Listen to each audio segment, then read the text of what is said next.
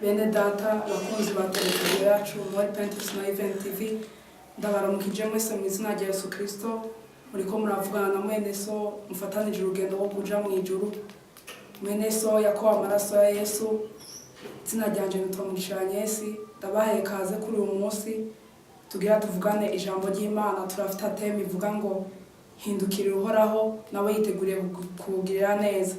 Rero turagiye gusoma ijambo ry'Imana tudatevye aho ufite Bible nawe utore uba usomane nanje muri Esaya tabacu bavugishwa n'Imana Esaya igice ca mbere kuva ku murongo wa 16 turageza ku murongo wa 20.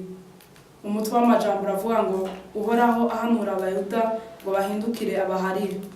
16 nimwiyuhagire mwitunganye mukureho ibibi byo mu bikorwa byanyu bive mu nyonga zanje mureke gukora ibibi mwige gukora neza mushimikire imanza zibereye mutabare abahahazwa mucire urubanza imfuvyi muburanire abapfakazi enda nimuze twitature nikuhora hagize naho ibyaha byanyu byotukura tukutuku bizokwera derere nka sheregi naho byotukura nk'agahama bizohinduka nk'ubwoya bw'intama y'umweru nimwemera mukumvira muzoga ibyiza byo mu gihugu naho nimwanka mukagarariza inkota izobarya uko akanwa kanje uhoraho ariko kabivuze.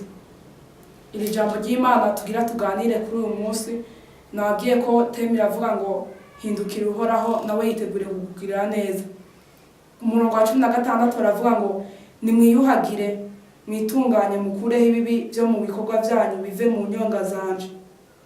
Mu bisanzwe mu buzima busanzwe mu buzima bwa mwisi yose mu buzima twamamwo ijambo ngo nimwiyuhagire ririmo amajambo menshi cyane mu buzima bwa misi yose. Iyo umuntu ariko ariyuhagira aba afise ubuhoma buri ku mubiri wiwe abashaka ko yiyuhagira ngo bumuveko. Rero uyu munsi c'Imana kiravuga ngo nitwiyuhagire urashaka kuvuga uti mbega je no kwiyuhagira he ko nama noga buri munsi nk'ikibazo cabajijwe Yesu bamubaza ngo mbega vyogenda gute kugira ngo umuntu asubire kuvuka kugira kabiri. Ni iki kibazo rero gisubire kugaruka hano ukibazo uti mbega no kwiyuhagira gute vyogenda gute kugira ngo niyuhagire. Hano ijambo ry'Imana rero bavuga ngo nitwiyuhagire mu mitima yacu. Urashaka kwibaza uti mu mutima wanje nama nihana buri gihe nama ndiko ndihana cyangwa se buri gihe nama ndi mu rushengero rw'Imana. Ariko Imana ikiravuga ngo tuyuhagire twitunganye kandi iyo umuntu rero ariko ariyuhagira mu buzima busanzwe bwa misi yose aba ariko aroga kugira ngo umucafu umuriko umuveko. Nawe urashobora kwiyuhagira mu mutima wawe mbega mu mutima wawe hari yiki urashobora kwiyuhagira ububeshi bukavayo canke ubugunge mu mutima wawe ukavayo ishani n'inzigo bikavayo. Ivyo byose nivyo ushobora kwiyuhagira mu mutima wawe kugira ngo bisoke bikuveho. Aravuga ngo ijambo ry'Imana aravuga ngo mwitunganye mukureho ibibi byose byo mu bikorwa byanyu bive mu nyonga zanje. Mu bisanzwe mu buzima bwa Kristo nta muntu umwe atazi yuko uyu mubiri wacu ari ingoro ya Kristo. Rero ijambo ry'Imana riko riratubwira uyu munsi ngo dukureho ibibi byose biri muri uyu mubiri wa Kristo dukureho ibibi byose biri muri uyu mubiri muri iyi ngoro y'Imana. Imana ishima cyane ngo tureke gukora ibibi ariko ngo twige gukora neza kandi ngo dushimikire imanza zibereye ngo dutabare abahahazwa kandi ducire imanza imfuvyi ngo tuburanire abapfakazi. Umurongo wa 18 Imana iravuga ngo enda nimuze. Imana ikira twinginga umutwe w'amajambo nababwiye kuvuga ngo uhoraho ahanura abayuda ngo bahindukire abaharire. Uyu munsi ni ijambo ry'Imana riko rirabwira abayuda ririko ribwirwa twebwe turiko turabyumva. Imana iravuga ngo nimuze jewe ninze nawe uze wewe aho uri hose aho uherereye ngo nimuze twitature n'uhoraho Imana yacu uko ngo nikwigize kandi ngo haracari ivyizigiro ngo naho ibyaha byakivyo tukura tukutuku ngo yovyezi kabisesha na sheregi. Nayo mpamvu Imana mu guhagurutsa Yoshua yaramubwiye ngo haguruka ariko mucitonderwa wamurimbura ivyagezwe vyanje uko bukeye ko bwije kugira ngo uzoshobore kubaho. Yoshua yari kumbure nawe yari karagira ubwoba ubwoko bwa Isirayeli agiye kurongora. Aravuga ngo mbega Mana nzobigenza gute ariko Imana iramubwira ngo wamurimbura ivyagezwe vyanje uko bukeye uko bwije ngo niho uzoshobora kubaho. Mu yandi majambo udashoboye kurimbura ivyagezwe vy'uhoraho ntuburiho ubusa n'uwapfuye. Rero hano ijambo ry'Imana riko riratubwira ngo enda nimuze twitature n'ibibi byose. Uko niko Marayika aravuga. Ntabwo Marayika abwira abayuda, ntabwo Marayika abwira abandi, ariko arabwira wowe uri kurumva rino jambo ry'Imana. Urashaka kwibaza uti no kwitatura n'uhoraho mu biki? Hari byinshi Imana ikikugaya ko hari mu mutima wawe wisuzume. Ubwira Imana ngo Mana, sesa mu mutima wanje. Iryo niyo sengesho Dawidi yavuze.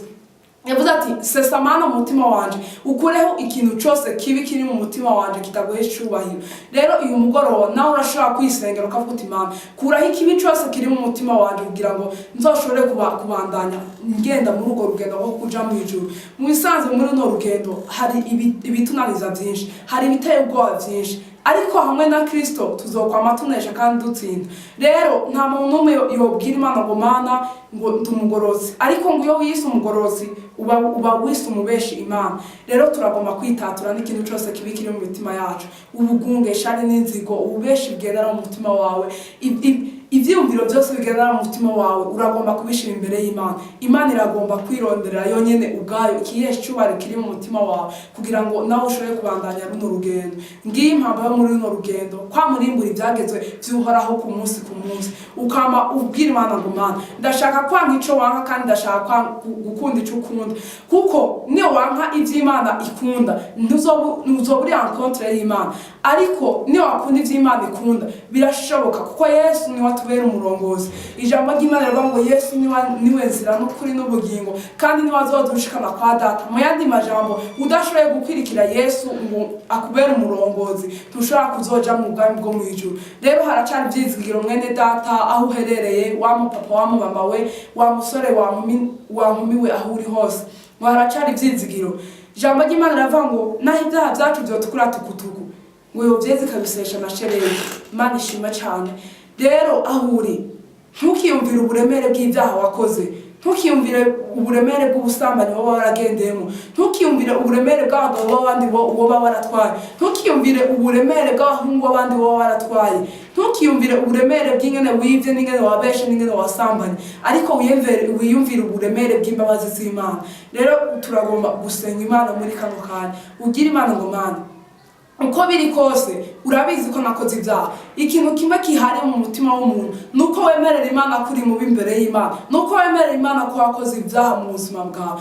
Rero turagomba gusenga Imana, dusengere ko ari no jambo ntaco bitwaye. Haracari ivyizigiro cyane ku ijambo ry'Imana riraturemesha, kandi umutwe w'amajambo waturemesheje ngo uhoraho abahanura abayuda bahindukire abaharire. Imana ishimwe cyane. Mu bisanzwe mu isezerano rishasha uko Yesu yagenda arakora ibitangaza na Bartimayo bose yasanga kwibarabara yarababwira ngo nimuhaguruke ibyaha byanyu murabihariwe, kandi mu guharigwa ibyaha byabo niho baca baboneye igitangaza. Rero nawe urashobora kubona igitangaza uyu mugoroba. Urashobora kwibaza uti jewe ndi umukobwa baramvugishije koko nzogira mariage. Nivyo umuhanuzi yarabibonye kuzogira mariage. Mbega mu kugira mariage kwawe nawe wavyifashemo gute? Urashobora rero gusenga Imana uyu mugoroba ukabwira Imana ngo Mana, ndagomba uyu mugoroba nimba baramvugishije ko amasezerano y'Imana, uyu mugoroba nimba baravuze ati wewe ugiye kuronka umwana sindamuronka, ariko nawe ku ruhara rwawe mbega wavyifashemo gute?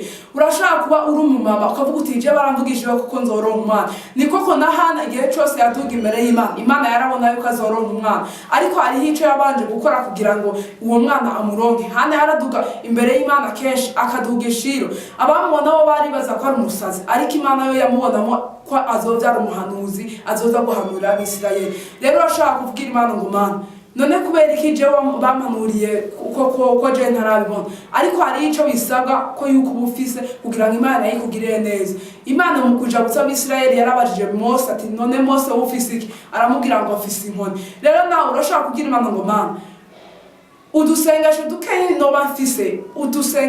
no bafise urashaka kudukorera ko Imana ikakugira neza. Rero turagiye gusenga Imana tudatevye. Wewe aho uri wumvise ijambo, aho uri wowe urashaka kwirimbura ukavuga uti Imana, umutima wanje bimeze gute? Mbega Mana, umutima wanje mbona gute? Ugashobora kuza tugasenga Imana hamwe nanje, kuko nanje ntabwo ndi umugorozi, ariko ijambo ry'Imana rituraba twese. Rero turagiye gusenga Imana. Usengere kuri no jambo, naje sengere kuri no jambo.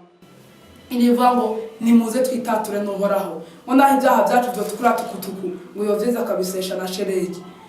Nakubwiye ngo ntiwiyumvire uburemere bw'ibyaha ufise, ariko uyumvire uburemere bw'imbabazi z'Imana.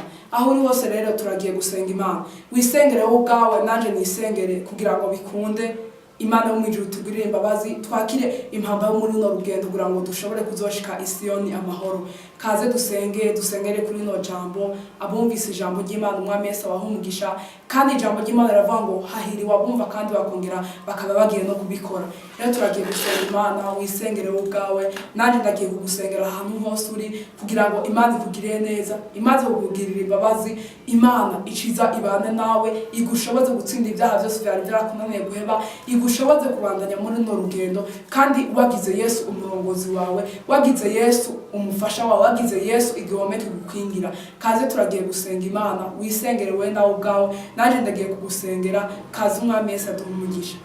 Data mu izina rya Yesu Kristo uri Imana igira neza ugatakira uri Imana y'amahoro. Uyu mwanya ni isanya guhara ku ngoma ubwoko bwawe Mana duhejeje kumva ijambo ryawe. Niyo mpamvu Mana sengeye buri muntu wese Mana wumvise ijambo ryawe nyaguhara ku ngoma.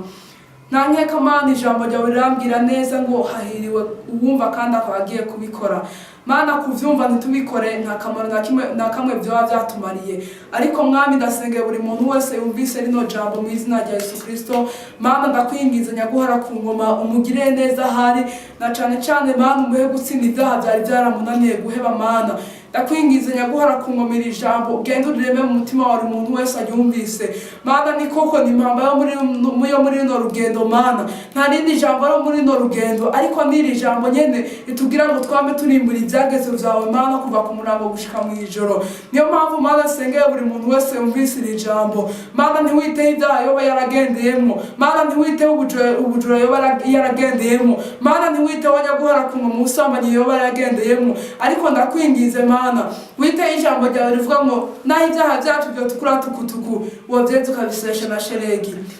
Niyo mpamvu Mana dusenze Imana mwami uyu mugoroba nyaguhara ku ngoma genda Mana uremesha abantu bawe Mana usubire ubagarure nyaguhara ku ngoma. Abari baragereye kure yawe Mana ubagarure, abari buzi intege nke Mana ubagarure, abari barataye ibyawe Mana usubire ubagarure mu izina rya Yesu Kristo. Mana usubire ubarememo impemu shasha, Mana usubire ubarememo igicaniro ca Dawidi mu mitima yabo, Mana usubire ubarememo umwete wo gukunda ijambo ryawe, Mana usubire ubarememo umwete wo kwihana buri munsi nyaguhara ku ngoma. Uko Mana uko isaha iriko irazunguruka niko Kristo ariko arashika Mana mu bantu biwe.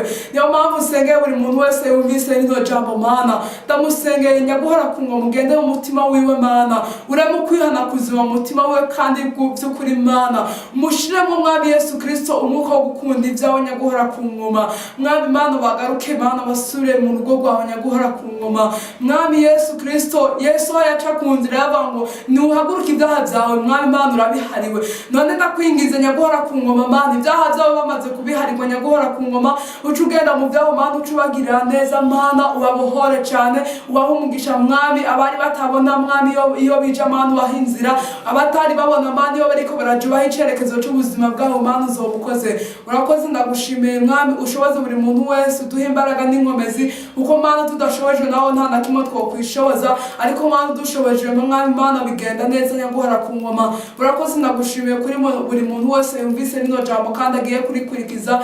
Udufashe nyaguhara ku ngoma Mana udufate ukuboko Mana kugira ngo mwami uturongore muri rino rugendo Mana uzobashe kuduherezo ryiza twese nyaguhara ku ngoma. Urakoze ndagushimiye kubikoze kandi ndagukengurukiye Mana kubw'umuntu wese wumvise rino jambo mu izina rya Yesu Kristo Umunyanazareti ndabisenze ndabyizeye.